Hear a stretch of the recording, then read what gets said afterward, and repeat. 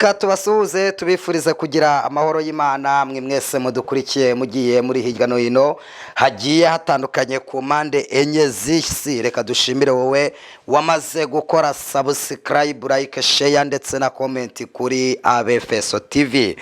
Nkuko mubibona rero imbere yacu kuri kamera, nge muri kumva kuri mikoro ni Isaac Light Empire. Imbere kuri kamera zacu tuhafite umukozi w'Imana, mutumishi wa Mungu, bamwita Jean Aime Kakihajya Karemera. Uyu munsi rero twamusuye hano kugira ngo atugezeho ubutumwa bwiza, ubuhamya. Ese Imana yamukuye hehe mbere yuko aza gukizwa, yajya muri ibi bintu byo gusenga? Ubundi Karemera yari muntu ki?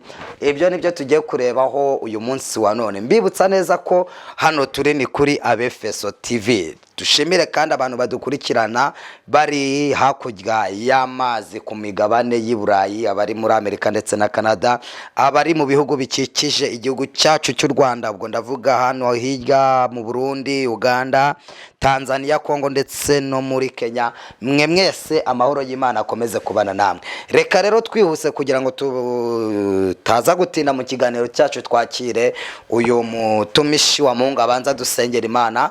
Namara kudusengera Imana turaza kwinjira no mu kiganiro. Mungu akubareke. Amen. Murakoze cyane kadusenga Imana. Buri data twese mwiza, izina ryawe rihabwe icyubahiro. Turagushimiye ko wabanye natwe mu minsi yatambutse. Turagushimiye murengezi mwiza ko watanze ingabo nyinshi zigapfa ku bwacu. Tugoye ikaze na kare muri iki kiganiro tugiye gukora. Nuzubane natwe abari ukiyoborera mu izina rya Yesu. Ubuhamya tugiye gutanga wowe ubuherekeresha imirimo yawe, maze bufashe benshi bugira abo bakora nabo bageza mu izina rya Yesu Kristo. Amen. Amen, amen. Jaime, tuguhaye ikaze. Murakoze cyane. Hanyuma tumaze iminsi tukubona cyane ugenda unyura kuri izi kamera uvuga Imana, Yego. Ubwiriza, usengera abantu ndetse nahanura byose, unacuranga, dore ko ari impano yawe. Ariko uyu munsi wa none turagira ngo tuganire nawe kugira ngo abakukurikiranye cyangwa se abakunzi bawe bamenye ngo Jaime ni muntu ki, aturuka hehe, ubundi yakijijwe ryari, avuka mu muryango w'abantu bameze bite, ese atarakizwa yakoraga iki? Nibyo muri uyu mwanya tugiye kugira ngo tuganireho. Ndizera ko rero wamaze gutyaza ururimi neza cyane. Yego. Yego. Ubundi Jaime ni muntu ki? Yego, murakoze cyane. Murakoze kuma akanya nk'aka kugira ngo nsangize abankurikirana n'abankunda, abakunda kunkurikirana kuri Abefeso TV. Murakoze kuma akanya kugira ngo basangize ku buhamya bw'ahantu navuye, aho Imana yankuye naho ingejeje ubu. Imana mu ijuru bahumugisha. Jaime rero, ubu tuvugana, Jaime ni umuntu w'umugabo, ni umuntu uhamya Kristo. Ariko mbere yuko umugabo mu mubiri no mu mwuka. Yego. Umugabo mu mubiri no mu mwuka.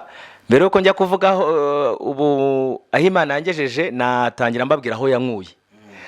Yesu yansanze, kubakunda kunkurikirana nyabona kubivuga, Yesu yansanze mu kabari, ansanga mu isayo y'ibyaha, aransayura. Ibyo byaha rero ushobora kwibaza ngo nibihe nakoraga.